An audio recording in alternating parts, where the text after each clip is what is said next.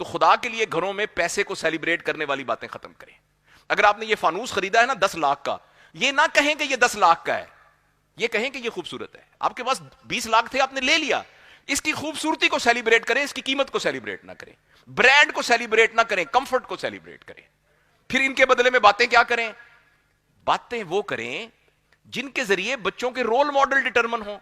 آپ ایمانداری سے بتائیں آپ کے گھر میں آخری دفعہ یہ کب بات ہوئی کہ حضرت خدیجہ کا کیا زندگی گزارنے کا طریقہ تھا؟ آؤ میں تمہیں بتاتی ہوں کہ حضرت فاطمہ نے کیا کیا. میں آپ کو بتاتی ہوں کہ حضرت عائشہ نے ایک دفعہ یہ کیا. مصعب بن عمیر کے بارے میں آپ کو بتاتی ہوں. اچھا چلیں، آپ کہیں گے کہ یہ ایک ریلیجس باتیں شروع کر دیں. آؤ بچوں ہم تمہیں آئنسٹائن کے بارے میں بتائیں. آپ کو پتا ہے فیض احمد فاض کون تھے؟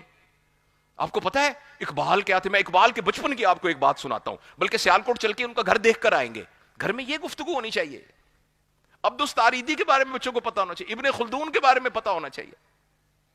حافظ اور سعدی کا تو خیر دور کی بات ہے.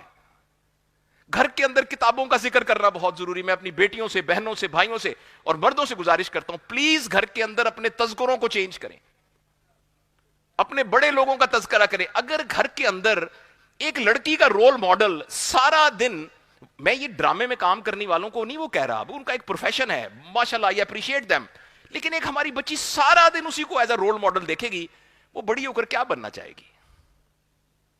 وہ حضرت فاطمہ جیسی کیسے بننا چاہے گی؟ وہ کیسے بننا چاہے گی حضرت خدیجہ جیسی؟ اس کو پتہ ہی نہیں کہ حضرت خدیجہ کون تھی، حضرت صفیہ کون تھی، یا میڈم کیوری کون تھی. مطلب میں صرف باقی سب لوگوں کا تھا جس کو پتہ ہی نہیں ایڈیسن کون تھا، آئنسٹائن کون تھا، عبدالستار ایدی کون تھا، امجد ثاقب صاحب کون ہیں، انور مسعود صاحب کون ہیں، مرحوم امجد اسلام صاحب کون تھے، فراز کون تھا، فیض کون تھا، تو کیا پتا، احسان دانش کون تھا، عبد القدیر صاحب کون تھے.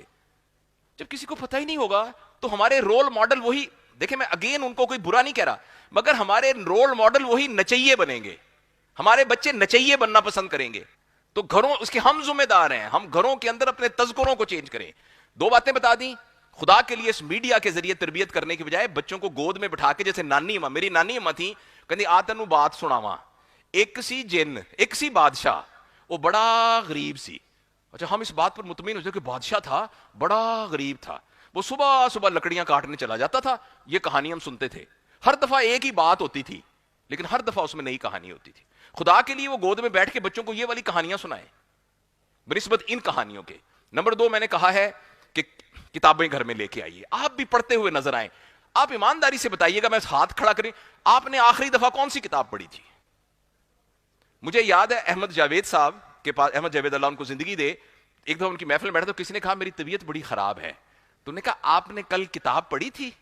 وہ کہتے جی کتاب تو پڑھی تھی. کہنے لگے پھر تو آپ کی طبیعت خراب نہیں ہے، ماشاءاللہ، پھر تو آپ ٹھیک ہے. کتاب کی یہ اہمیت ہے. اور